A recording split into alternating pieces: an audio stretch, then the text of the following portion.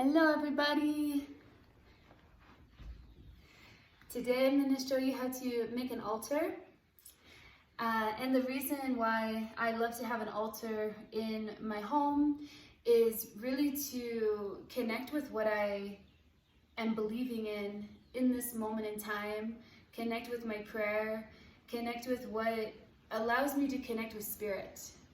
So there's so many ways that we can connect with spirit. Maybe we found different teachings through yoga or different scriptures, or maybe nature is our biggest inspiration for connecting with spirituality, or the universe, the stars. So there's lots of ways that we connect with the sacredness of life.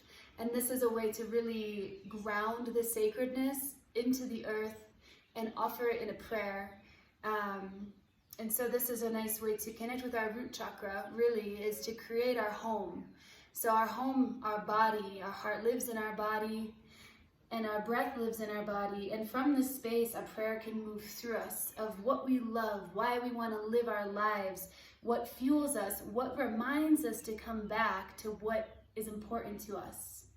So the altar really is this place that is a reminder. It's this center ground.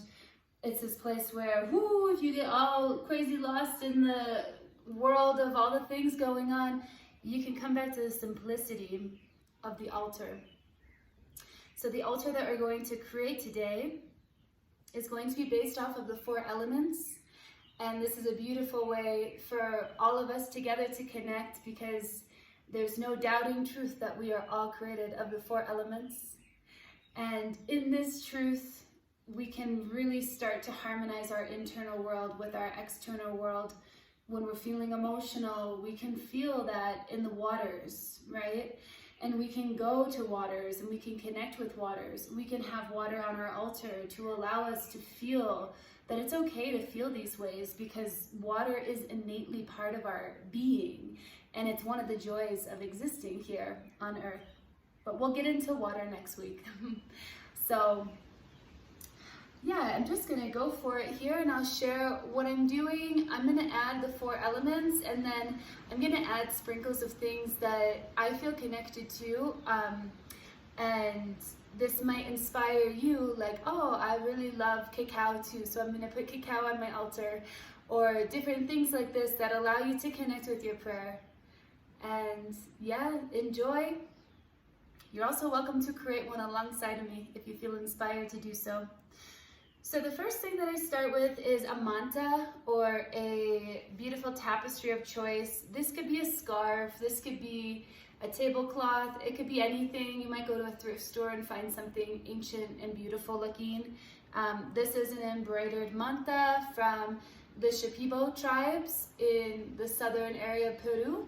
And they work with the ayahuasca plant, which is this flower in the vine.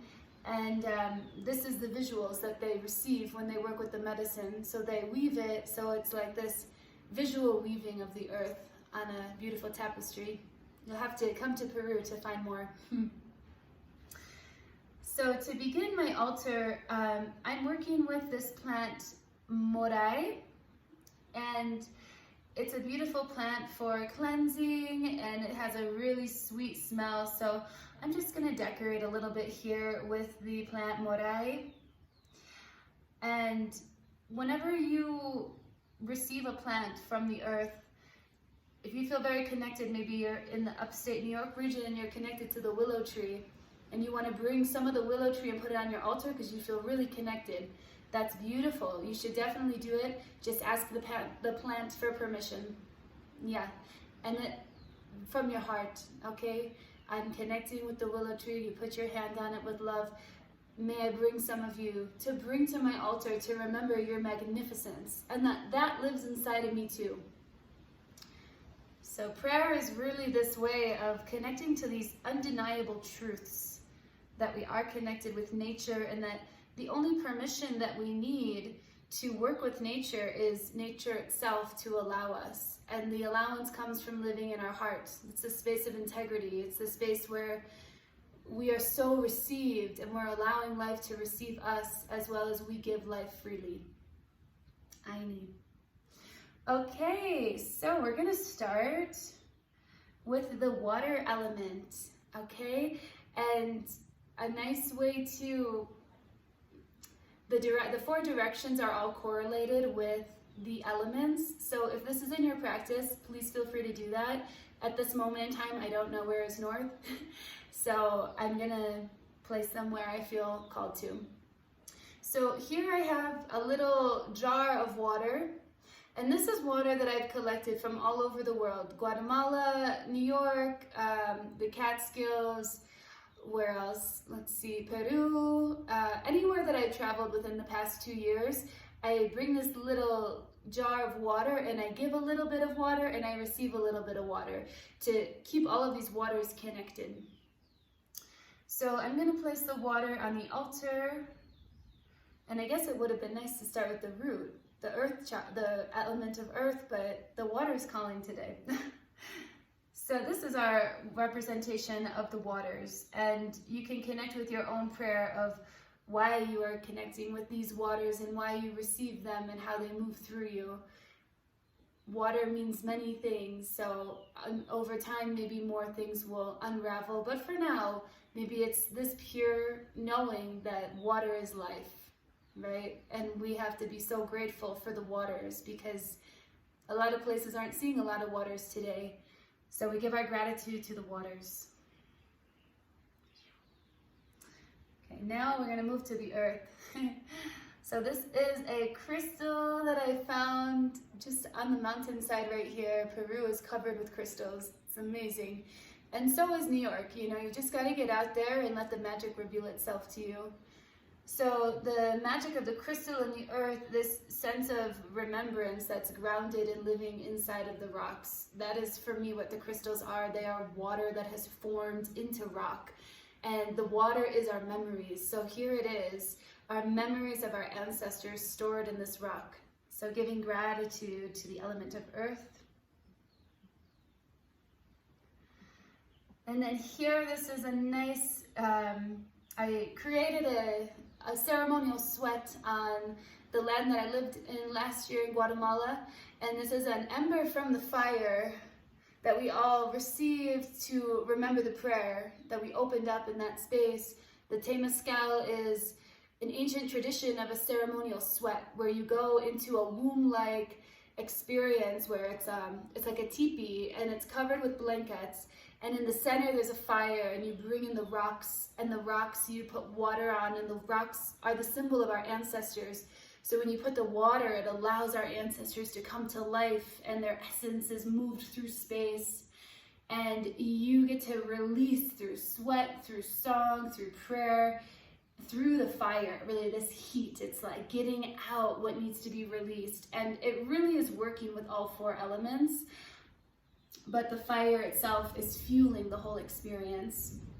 So this element of fire, for me, the fire represents my most clear feeling of spirit within. So the light of spirit, this essence, namaste, I am the light within, and all I see is the light within everything around me. And when we have this knowing in our hearts, then we are this crystal clear flame that is unwavering. It is always there. It's the light of the sun. The light of the sun provides life for all of us. So this is to honor the element of fire, spirit.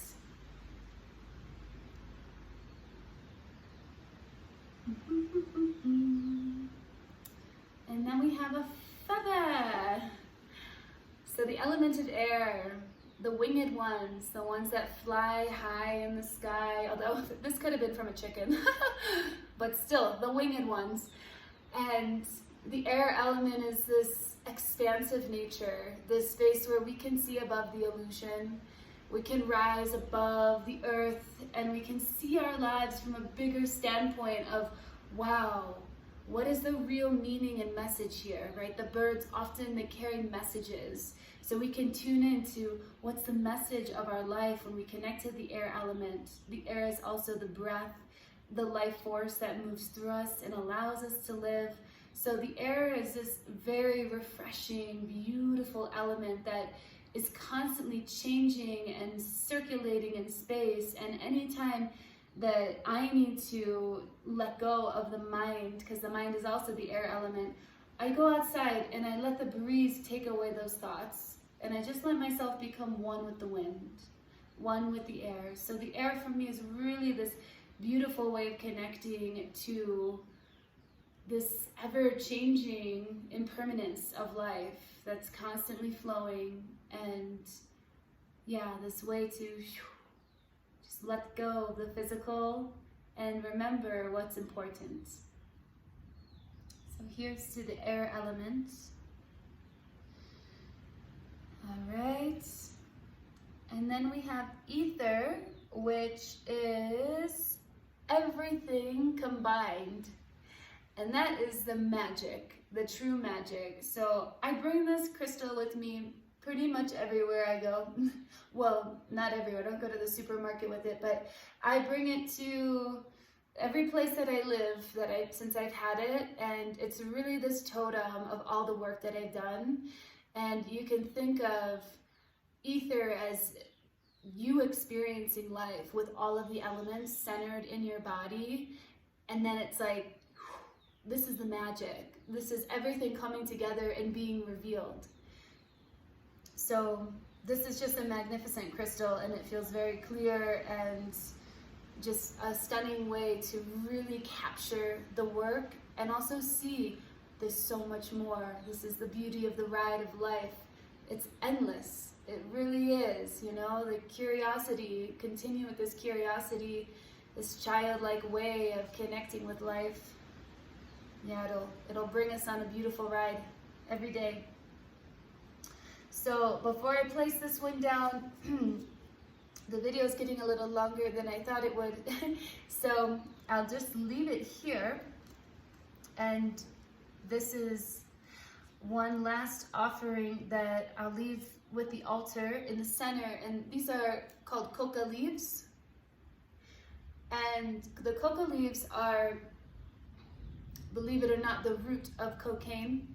So a lot of these beautiful plant medicines coming from indigenous lands have been taken by the West and really, worked with in a way that's toxic, and it really harms the earth, because in order to receive a very small pack of cocaine, you know, this big, you need a room full of these leaves.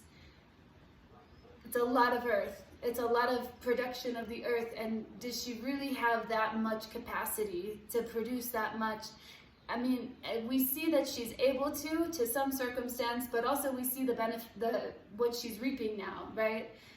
There's a lot of illness that has come from taking these beautiful sacred plants and using them to numb rather than allowing them to be medicine and heal. So the coca leaves are a sacred plant here in the Andes, and a lot of people, because it's a high altitude place, they eat them all day long, and they put them in their gum, and they make prayers, and they connect with the land, and it's a very grounding medicine. It keeps you moving. It really keeps you in this forward moving momentum, because the people here work hard. I mean, they are of the land. They're harvesting so many crops. They're hiking mountains. The farms here are on top of the mountain. You look up the mountain, you say, who goes up there every day? But they do. They do it, and they eat these coca leaves, and it helps them to get up the mountain. These grandmothers and grandfathers, they get up these mountains with the support of these plants. So these coca leaves are also a way for anybody to connect with prayer to the land. There are many ways that we can connect with the prayer of our land. Like I said, the willow tree in New York, or maybe Ellie has some other examples she could share with us, our beautiful herbalist friend. And yeah, there's so many plants that are what our ancestors and the natives of the land used to work with. So by bringing this alive, we bring their memories alive with us, and we give reverence to tradition. This is one of the best ways to connect with the root chakra, truly. The roots of who you are the roots of who the earth is. Yeah. And who is the earth but our ancient ancestors, the indigenous beings, these beings that wore feathers and painted their bodies and expressed so fully with material of the earth. We don't need to do this today to connect with it, with the traditions, but we can give reverence, and we can reframe our mind to, wow, what a beautiful expression of life. What a beautiful expression of nature and humans becoming one, right? This togetherness of we are the earth, we wear the earth, we experience the earth. So on that note, I really offer that maybe your everyday colors or your everyday wardrobe or what you wear on your body or what you buy in the world, allow it to be in harmony with the earth. You know, ask, is this material, like this is cotton, and you know, we try our best. But you know, if it's synthetic and it's fast fashion and things like this, really ask yourself, is this how I want to wear the earth on my body? Because, you know, at the end of the day, you're wearing child slavery on your body. It's the truth of the matter. And it's okay. We have compassion for ourselves because we're always learning. We're always learning. And through these learnings, we get to teach ourselves how we live in better alignment with the earth by buying sustainable clothing. It might be more expensive, it'll last a whole lot longer, and the footprint that you're making with the earth, you're creating peace, you're creating love, you're creating ripples of consciousness, and this is what we need right now. So once you start to make these shifts in your own life of harmonizing more with the earth, I invite you to share it with your friends and your family. This is how we make such a difference in the world. Yeah, the wind speaks. So I give gratitude to the lands here for all their teachings, the ancestors here. Whenever we land in a new place, it's really important to give gratitude to the land for receiving us and ask how we can be in service to the land in return.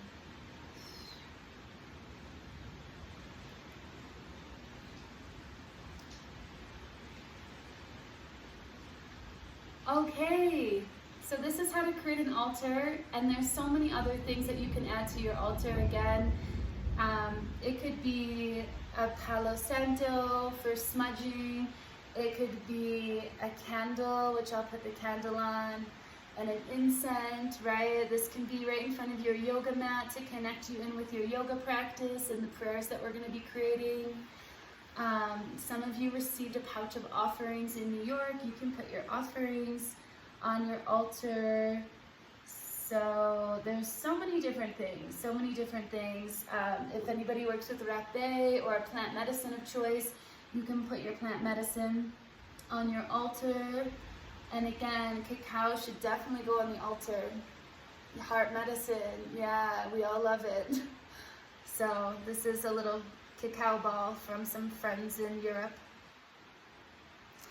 So I'll take a photo of the altar so you can see it up close, and if you would like to post a photo of your altar too, it'd be really beautiful to see all of us starting to create our own altars. And if you feel like adding the reasons why you chose certain elements, or if the 4 elements feels in integrity with your practice, I invite you to do this.